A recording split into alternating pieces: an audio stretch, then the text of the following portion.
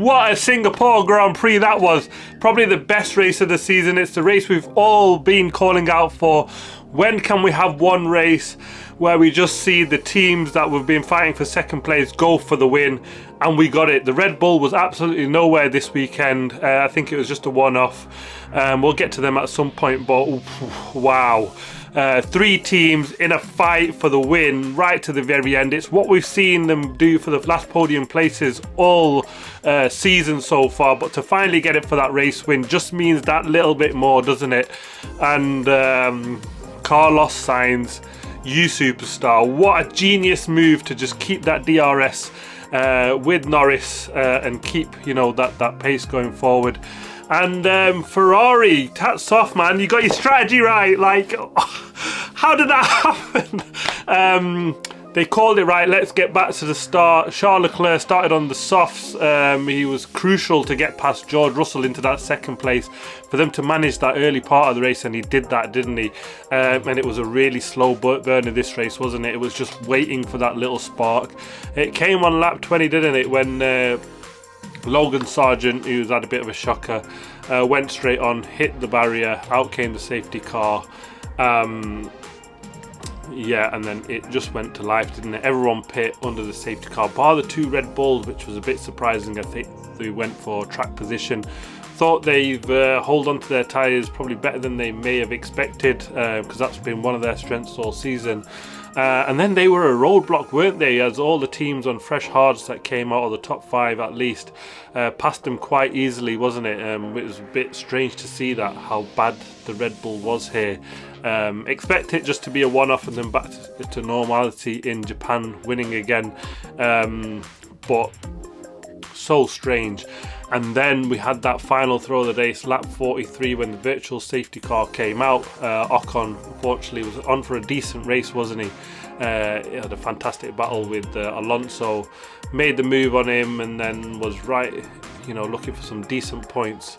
Car stopped out on the track just before the pit lane, and I think this is where the Mercedes missed a trick by not pitting Lewis Hamilton probably just before that VSC came out, didn't they? He was stopped at the end of the pit lane, Ocon.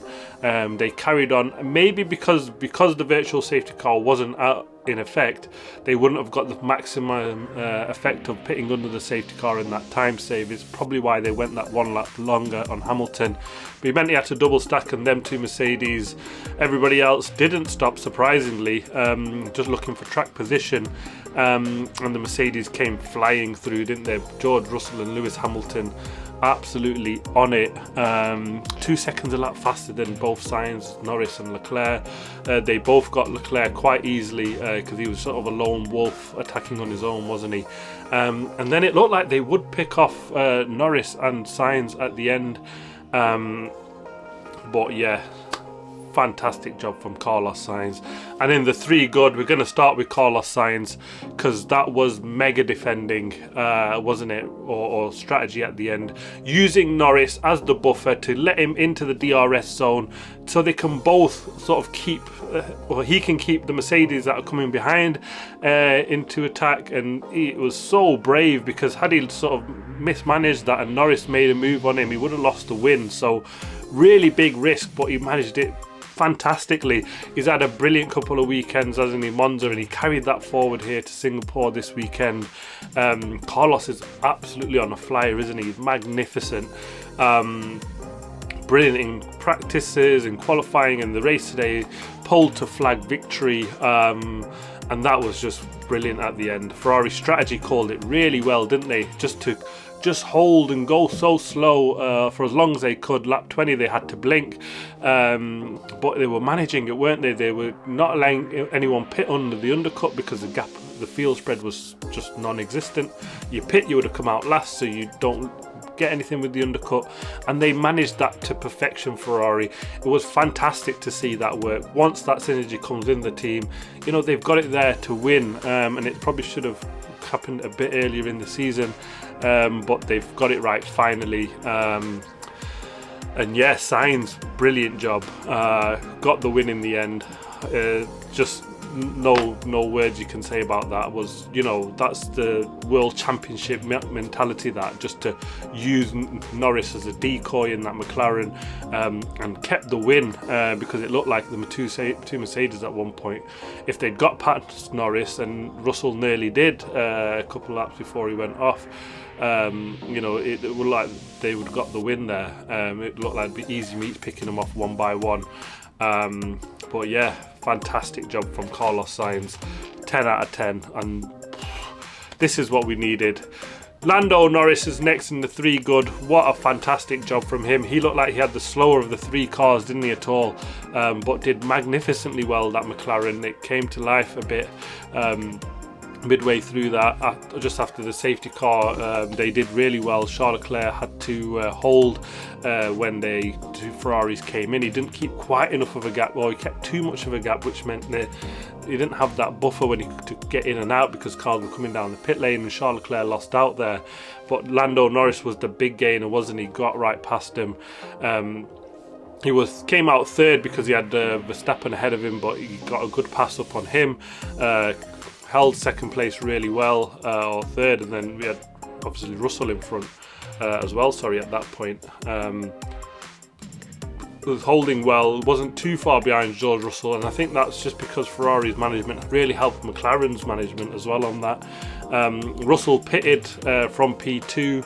I don't know if Mercedes would live to regret that a little bit. I know they went for the win, but could they have probably split that with Hamilton trying to do that and Russell holding on, because the Ferraris dropped off quite a lot? Would Russell have had a bit more tyre in him on them hards to, you know, push Carlos Sainz, and it would have been potentially a 2-3 if Hamilton had got past Norris for Mercedes. Will they kick themselves a little bit there, Mercedes, on that strategy call? Because Russell was the big gambler there, wasn't he, pitting out of P2 for the Mercedes. But Norris, well done, fantastic job holding on there, and they're going to go to Japan where their car should be better, and so big momentum. They've got upgrades coming there as well, but a fantastic job on the 3 good for Lando Norris this weekend.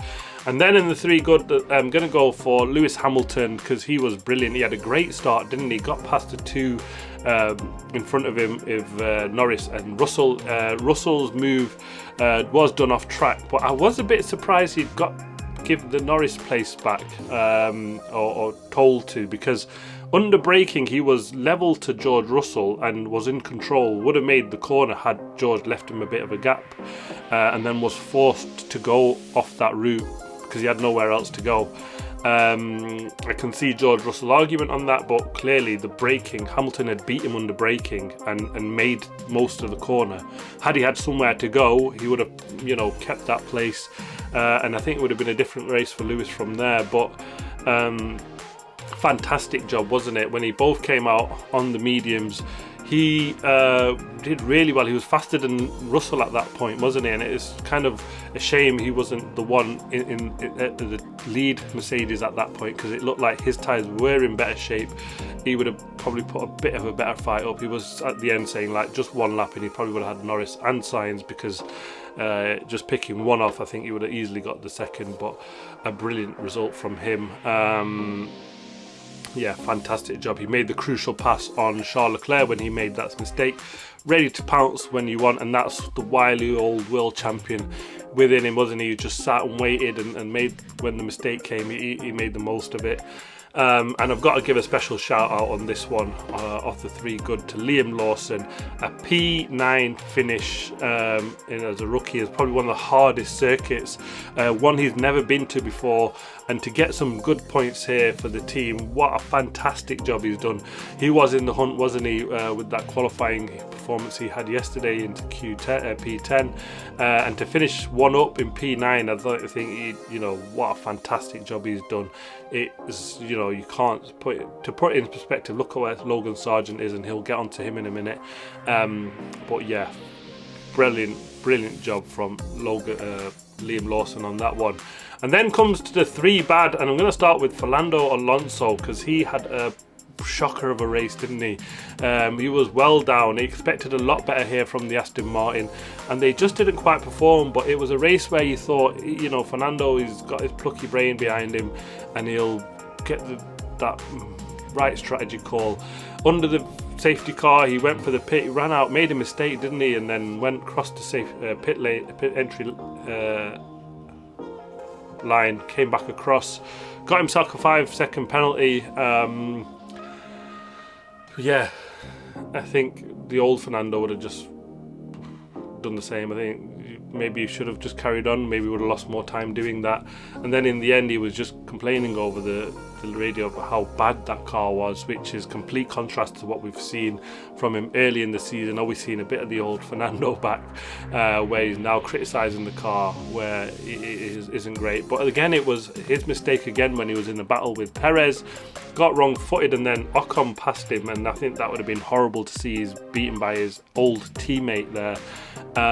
He then went in for the softs at the very end. That didn't work, and he just finished last of the runners. For an Aston Martin, that was the second fastest car and taking the battle to Red Bull. These are probably the positions and the races where he thought, had they kept that performance and momentum up, he would have been getting that race win 33, but it wasn't to be, was it? A weekend to forget for Fernando Alonso and the Aston Martin team. Lance Stroll didn't start, and no points for them. They need to just sort of figure out what's really gone wrong for them and try and bring some performance to that car. Next up in the three bad is Charles Leclerc, which is a bit surprising. He got into P2, which was exactly what he needed, lost out under the safety car because he got that wrong with the buffer of Sainz and that gap behind, didn't he? Almost left too much and then got caught up in the train as the cars came down the pit lane, and that cost him. He lost out to Russell and Norris, and that mistake again when he came out to let Lewis Hamilton pass, and then from there on he just didn't have any pace whatsoever, did he? Carlos Sainz managed it really well, but Charles Leclerc on the hand, you know, showed probably what a fantastic job Carlos Sainz has done actually, because he just fell back, way back, didn't he? And then nearly got beat by Max Verstappen towards the end. Just held on to that. I think another lap he probably would have finished 5th behind him, which would have been even worse for him. So yeah, he's trying to drop back a bit, isn't he? Getting in the spotlight's going on to his teammate here, Carlos Sainz, and Charles Leclerc. Normally, you know, he's the one that excels, gets the quality lap when it counts, and it's not really happened for him for Monza or here. He's got next weekend to put it all right, so a quick turnaround for him next week in Japan, but yeah, he'll be massively disappointed for how his weekend has gone. And then in the third pretty bad, the last one, as I said, we were coming on to Logan Sargent.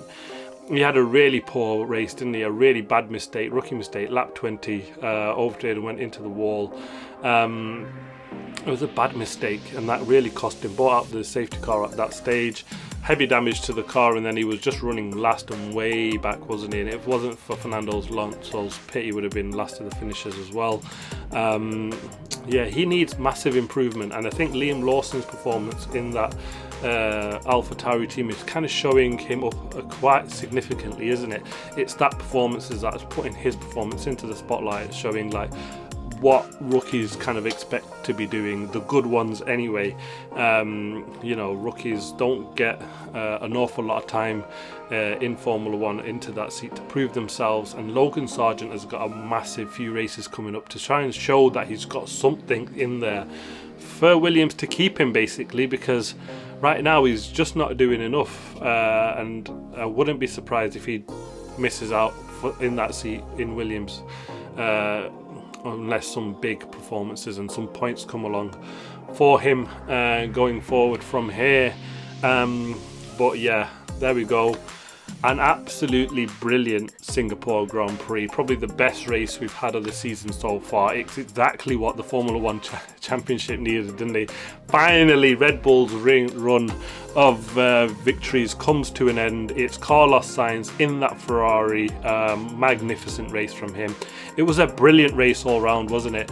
So close, so tight in that battle, and it's kind of what we've seen in the podium battles, like I said before. And it was just fantastic. The adrenaline was so high at the end. You're just pumped, isn't it? Who was actually going to win this race? Did Mercedes call it right? Just missed out on the end. Carlos Sainz held on magnificently. I mean, what a mega job. So glad for him to finally get his second win. He's deserved it, hasn't he, with his last two performances in that Ferrari. Ferrari get their strategy right. You know, that's a miracle in itself almost, isn't it, as what we've seen for them mess things up. But they absolutely got it bang on with Carlos Sainz for this race. And Red Bull, what's really happened here? Is it just a blip? You know, we've seen Mercedes, when they've been dominant, come to the Singapore Grand Prix and get it horribly wrong, and it was another poor race. It's not a happy hunting ground for Singapore. He's never been on the podium here, has he? Had a poor race last year, and he's had another poor race this year without too much incident, wasn't it? It's just that the cars just wasn't fast at all. Has this new directive of flexi wings really affected them? We'll find out next time out in Japan.